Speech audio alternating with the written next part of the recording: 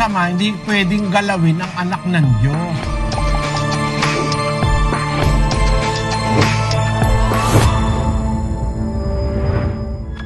Totoo ba ang mangkukulam? Totoo yun, nasa Biblia, may mga mangkukulam talaga.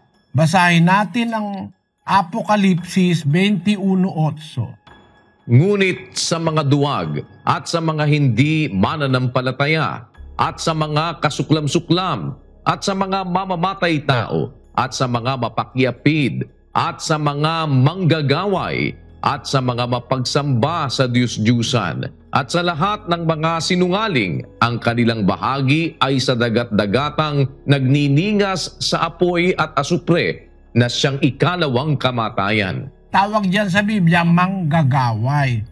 Basahin natin ang 21:8, kapatid na Daniel. Magandang balita, Biblia. Subalit malagim ang kasasapitan ng mga duwag, mga taksil, mga nagpasasa sa kasuklam-suklam na kahalayan, mga mamamatay tao, mga mapakiapid, mga mangkukulam, mga sumasamba sa Diyos-Diyusan at lahat ng sinungaling. Sila'y ibubulid sa lawa ng naglalagablab na asupre na siyang pangalawang kamatayan.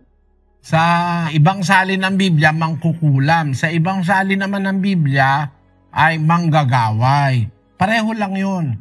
Kaya talagang may mangkukulam. Paano ang paraan para sila ay mapigil? Hindi mo sila mapipigil, kapatid. Yang mga alagad ni Satanas, hindi titigil yan. Basta't masama, hindi tumitigil yan sa paggawa ng masama. Ang magagawa mo lang ay magpasakop ka sa Diyos para wag kang talaban ng kulam. Pagka kasi anak ka ng Diyos, napapasakop ka sa Diyos, hindi ka pwedeng magalaw ng mangkukulam. Basahin natin ang 5:18 ng unang Juan. Nalalaman natin na ang sinumang ipinanganak ng Diyos ay hindi nagkakasala.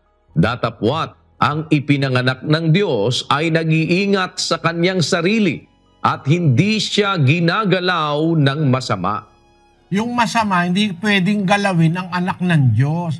Kaya kung hindi mo man mapipigil yung mga mangkukulam ng mangkukulam yan, para makaligtas ka sa kanilang kapangyarihan, mapasakop ka sa kapangyarihan ng Diyos.